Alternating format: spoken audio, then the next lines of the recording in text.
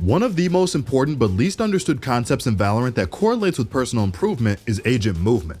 While a lot of you might be thinking, well yeah, I understand counter-strafing and that I need to stop before shooting. Yeah, you're right about that. But we're talking about something that's a little more specific, and that is advanced movement assisted by abilities with some agents.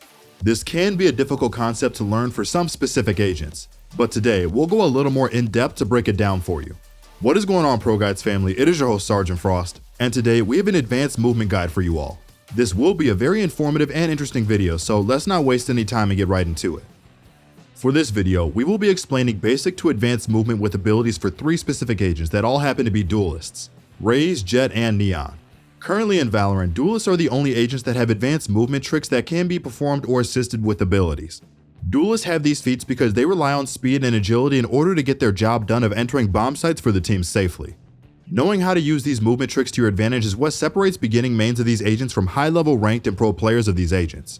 So in this video, we're going to give you a tutorial and a few neat tricks and pieces of info to know about each agent in advanced movement. And of course, if you want to learn how to master these agents or any other agents, you'll want to take it a step further and visit our website ProGuides.com, where our Radiant and Immortal level coaches are more than happy to give you in-depth secrets to any agent you want to learn.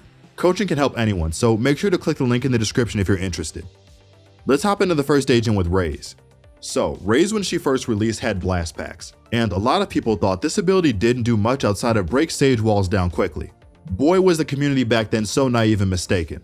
This supposed underwhelming damage ability has taken on a whole new identity, as it's moved from being a damage ability to becoming an essential movement tool for Raze. Raze's satchel packs have been known to help her with movement, outplaying enemies, and lightning peaks as well.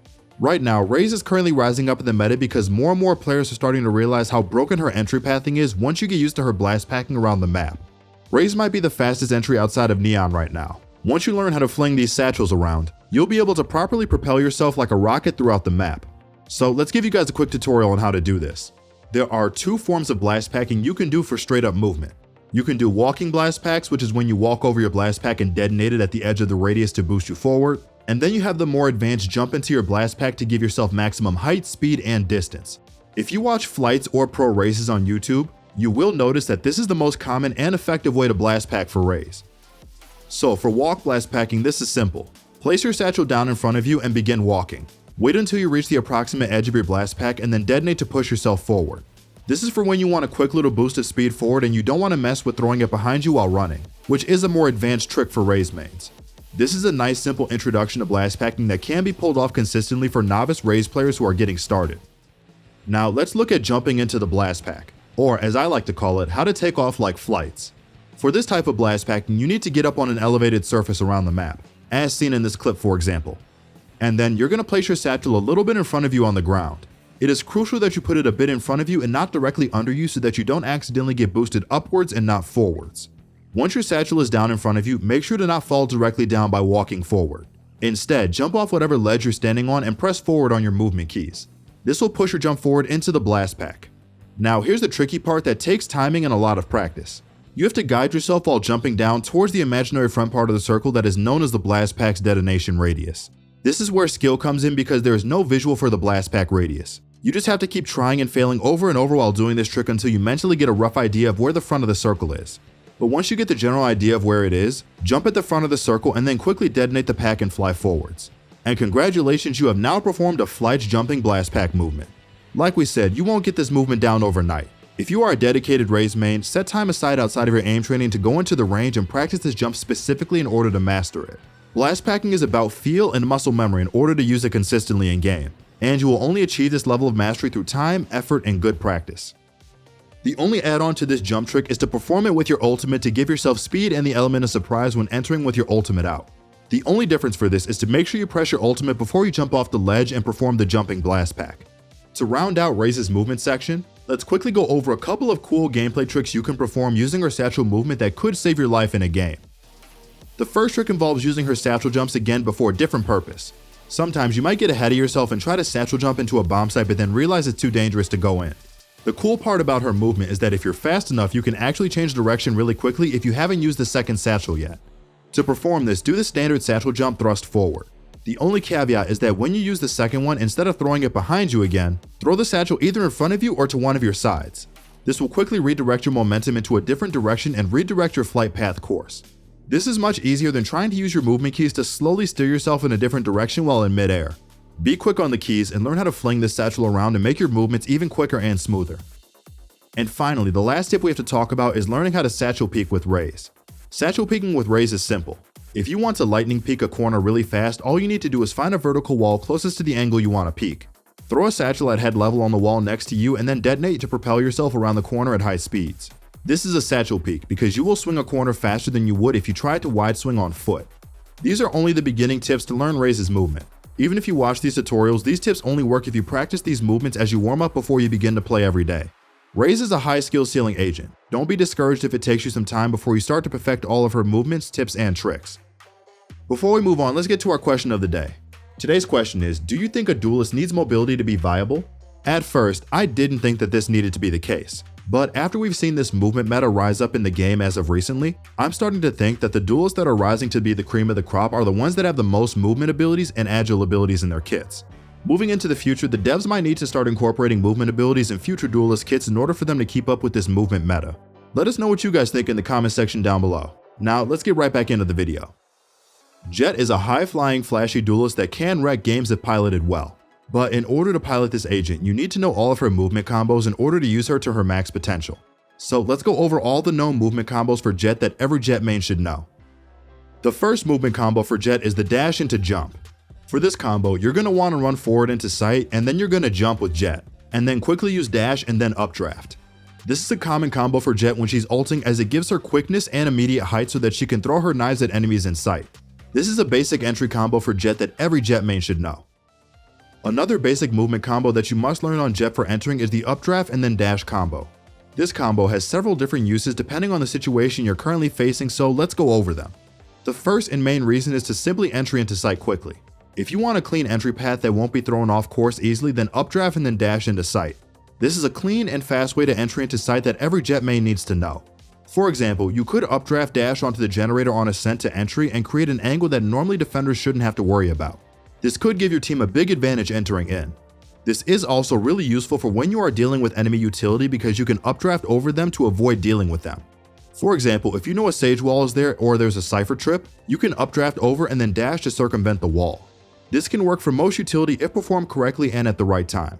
And the third variation is updraft and then dash into a smoke that you place on the ground. This variation of updraft is meant to give you cover when you pull off your updraft dash combo when entering into a site. This combo takes practice because you have to estimate how far you need to throw your smoke, so that way after you dash, your fall trajectory will allow you to fall into the smoke without difficulty. This is a nice trick to use when you know enemies are close on sight and you don't want them to beam you as soon as you land on the ground.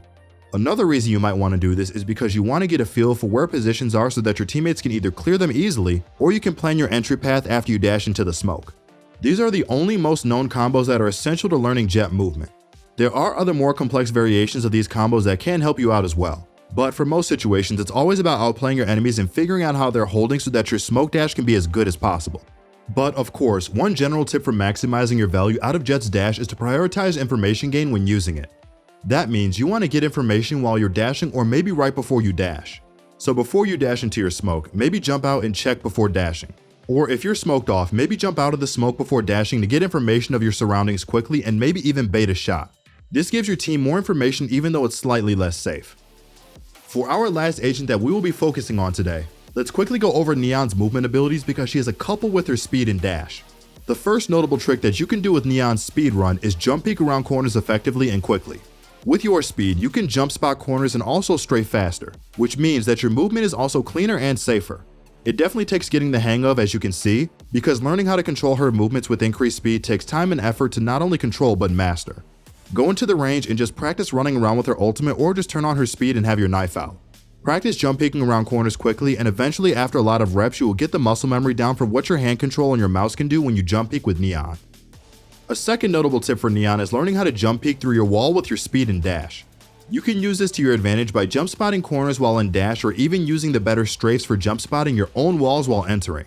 To practice this, go into the range or a map and put your wall up like you're trying to entry. Then practice with her ultimate out peeking through your walls by either jump peeking through or quickly dashing through a wall.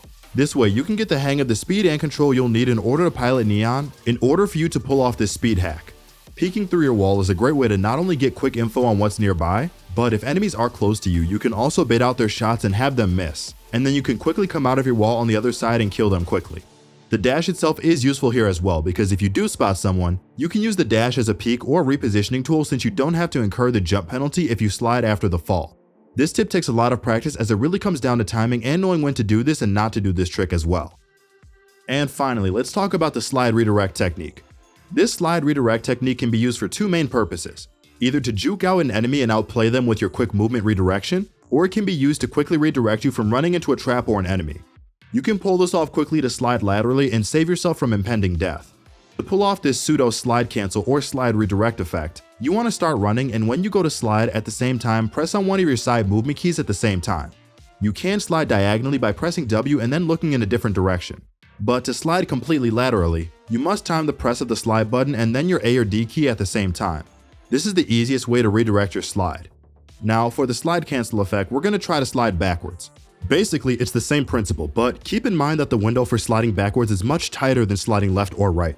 The main thing to keep note of is that as you slide as Neon, you need to hold W basically the whole time for the slide to be activatable. This is why sliding left and right isn't as hard. But if you want to slide backwards, you need to have forward momentum on your jump, and then at the moment you fail, you let go of W and press S and slide. This way you can slide cancel backwards. It's kind of hard to do at first, which is why we wouldn't suggest you rely on this too often unless you can get the timing down 9 out of 10 times comfortably. This is only the beginning to mastering movement with the high-speed duelists currently in the game. There is a lot more to learn about each duelist in the future, and if you want to master their movements, you must put in the time and effort to practice and get good with each of these agents. If you enjoyed our movement guide, make sure to drop a like and subscribe to keep up to date with the latest Valorant news, updates, and guides. Also, make sure to check out our website for truly amazing on-demand coaching. This has been your host, Sergeant Frost, and good luck on the grind this act.